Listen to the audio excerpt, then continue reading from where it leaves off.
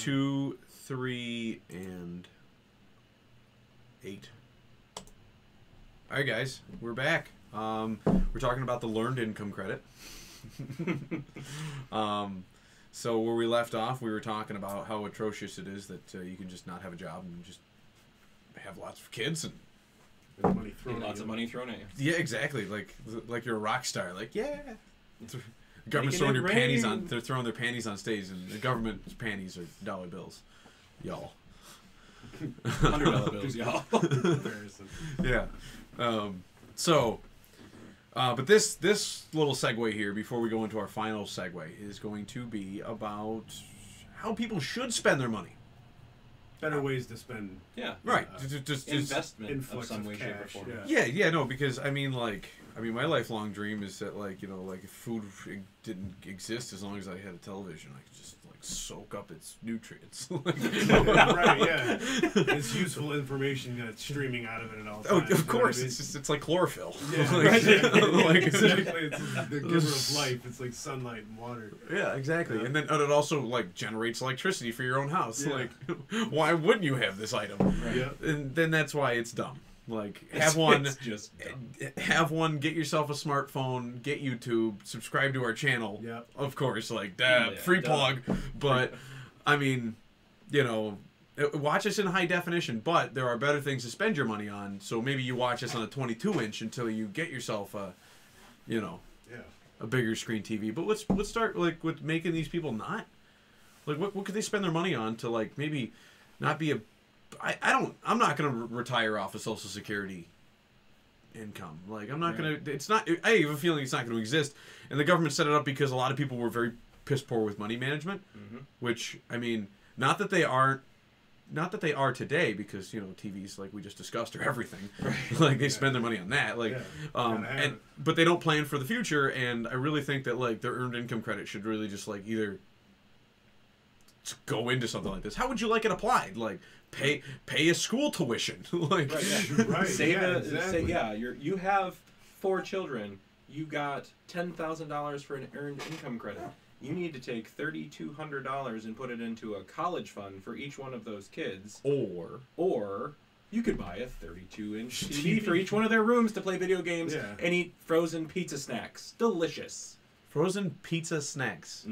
Are they made of ice cream? Ooh, they should be. Like a Choco Taco. Yeah. Yes. We've only been talking about this for a couple minutes, which I forgot to look at the timer. Sorry. That's right. But yeah, I think that they should do something like invest, or what about their children's future? I mean, they wouldn't have gotten the learned income credit if it wasn't for their kids. True. You can't just get it. So why are we using it on TVs? Does it benefit the kid? Yeah, they get to sit and veg out in front of a television that we turn the Looney Tunes on, and we don't have to watch them. We don't have to watch them. We can put it's them a free in a babysitter. It's another lazy parent syndrome. Let's put them in a vegetative state. Right, and don't get me wrong. ADHD drugs, Don't get me wrong. TV is a great babysitter.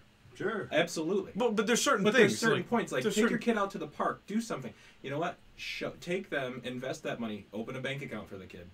Do something where you're taking some of that money and putting it towards the person who helped you earn that, because you didn't earn it. Right. No, let's talk, because this is going to segue eventually. Get the kid an instrument or something like that. Yeah, you get the kid an instrument, or buy him a camera, guitar, a computer, and a microphone so they can do their own YouTube channel. Yep. Right. To talk about how my parents weren't scumbags and earned income credit basically turned into me doing stuff. I hear you. And parents, you could seek out some sort of secondary education or training that can get you a skill. I feel like if we had this this little protocol in place for people to force them, we're donating this to what charity? Or what? Where do you want to apply this earned income credit? You have a checkbox. There's no other. Send me cash now. Right. It should be invested in making that recipient a more well-rounded, more qualified potential worker. You know what I mean?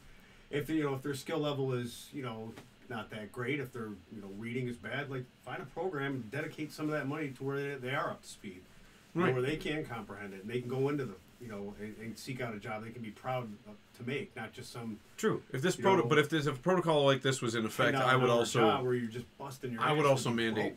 I would mandate the states to use the same type of thing we're talking about for child support, because I've seen it, and we can go on to a whole different. There should be a voucher thing for that. You know, that should go into a. I mean, but it's the same thing. Like I've seen people like. Mother. You know, the child support should go to anybody but the mother. Or you know, or the dad. I've seen enough dads get child support too. You know, not as many, but it is out there. And you know, it's one of those things that it's like, well, I mean, my kid lives with me, so like I've got to buy a new TV with this. I've got to pay all of the rent with this money. You know what I mean? And we could go on a whole different like night on that stuff. But all right, so let's go back to it. Wise decisions. Make an informed decision before you just go blow it on stupid stuff. Okay, so we've talked about maybe putting into a college fund for the kids who helped earn in the income credit, maybe buying them an instrument, or, you know, how many people buy, like, you know, the Encyclopedia Britannica for their house? Like, all right, kids, it's 5 minutes of reading time. Like, pick a new book. Like Rosetta Stone programs if they're addicted to the computer. The computer and learn a language. Learn a language, right? That guy who was helping out his niece with her math homework developed that whole automated thing to teach algebra. Right. You can do it 70 times if that's how many times it takes you to learn it. Right. When you sit there and you're almost completely anonymous, it's like, all right, you know, well, see, times a charm, and it takes some of the anxiety out of it. I give them stuff to practice like that. Right. You know what I mean? And get involved if you're a parent. Like, you know, ask them how far they've gotten. You know, speak Spanish with them or speak whatever. German. And if you get Rosetta Stone and you don't know to speak Spanish with them, you can use it yourself. So it's not only just for the kid, it's for you too. So it's a well-rounded family right there. We speak Swahili in our kitchen, like right, exactly. Right, clicks and honks. You know, right, exactly. I mean, honestly, wouldn't it be useful to speak Spanish? You know, in this country going forward, or bring back like Latin, like people actually speaking Latin. Yeah, little baby Quinn asked me how to, you know, she was like, "Huevos rancheros, daddy." Like, yeah, it's going to be integrated. You know what I mean? That's going to be part of just the land. And not only that, but it would develop them now so that they're not the people who are sucking in the whatever. Sure. The income credit wouldn't be something that continued because just like assistance, welfare, and all these other things, it should have been temporary. Right. Yeah. Temporary. They say the road to hell is paved with good intentions. All that stuff was supposed to be temporary to get you back on your feet. You know.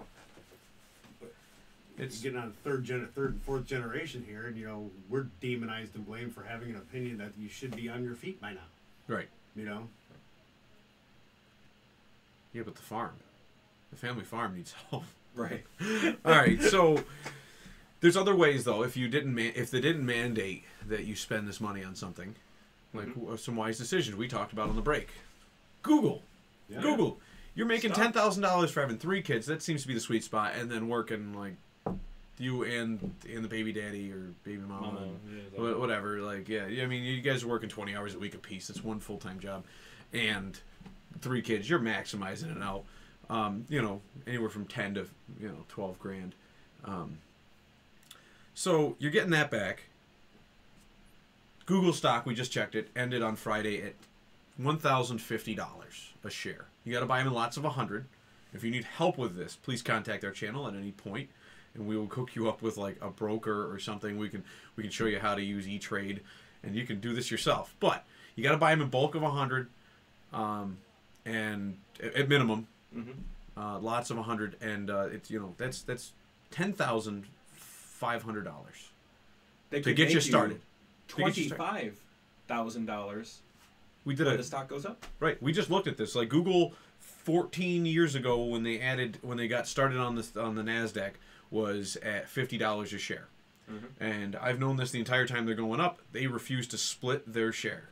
They don't split their shares. Their shares are going to hold their value. Most people are like, all right, let's split it. Let's make it easy for people to buy them. Google says, no, we're going to be different. Yep. And so now they're up, and they've been continuing to raise. They've had some like low points, but their overall trend over 14 years is drastically increasing. And Google ain't going anywhere. I mean, Google owns YouTube. Like, let's be real. Chromecast, everything out there. They're probably going to buy Netflix eventually. Like, who knows? Yeah. Amazon, they'll buy that. You know, it's but you're not going to stop Trapper Keeper. You know, exactly. And so.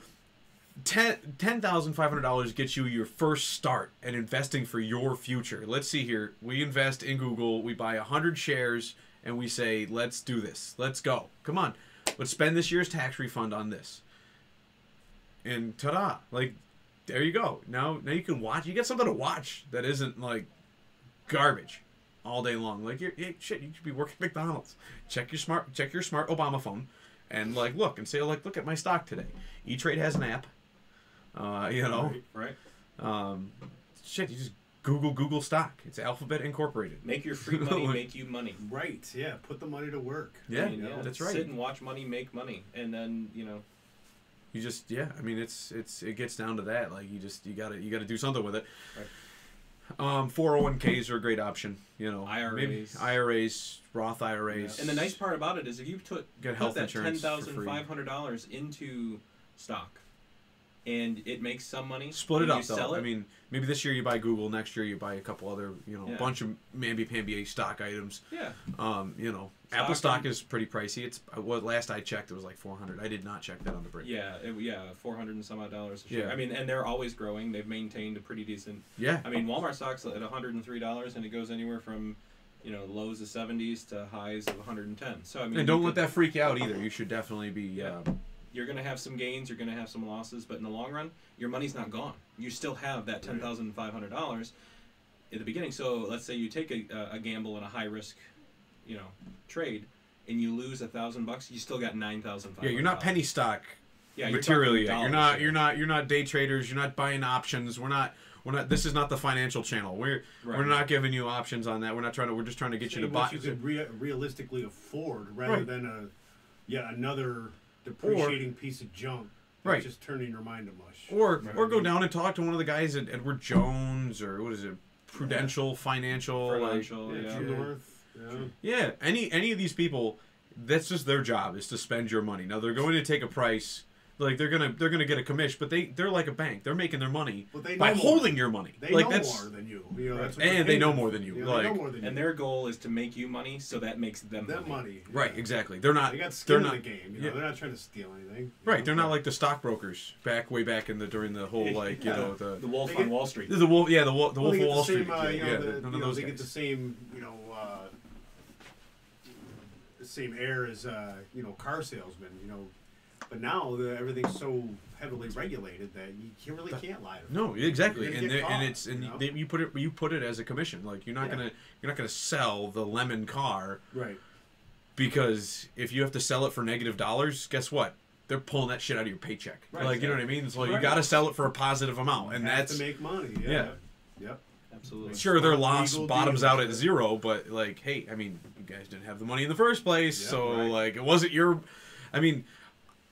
Can I say that? Can I say it wasn't your money?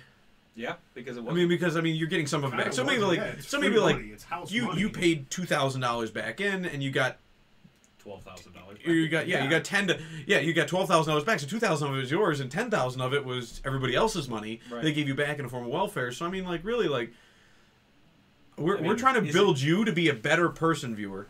And this doesn't apply to all viewers. So like we're trying to build you to be a better person, so that you aren't a purse string that we have to cut, and you don't continue to make poor choices. This is something, and it's obviously all opinionated in any way, shape, or form, and our opinions are our opinions. Right? Yeah. And that's okay. Thank God we live in America because we can have them. But this is free money that you're getting. So if you put that $10,000 investment in and you lose your shirt, all of it's gone. Yeah, you didn't lose your money. Yeah, you lost money that was given to you by the government and. So one last thing though, because we are running out of time. So let's see here. Before we transition, think about it this way: you spend that $10,000 on Google stock, and Google stock drops. That money went somewhere. Mm-hmm. Mm-hmm. Somebody made that money, and they're buying groceries with it, and they're doing all this other stuff. So either way, you spending money on something that isn't like Walmart that spends their money in China.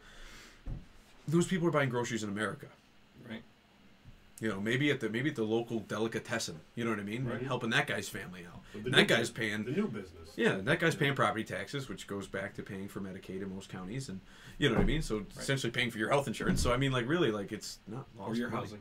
Or your housing, right? It's not lost. Right. It's not lost. You're still gaining. I mean, you're not having any issues surviving still, and that money is realistically going to a better cause than a flat screen TV that's going to hang on your wall for a year until tomorrow's or Florida. Or Florida.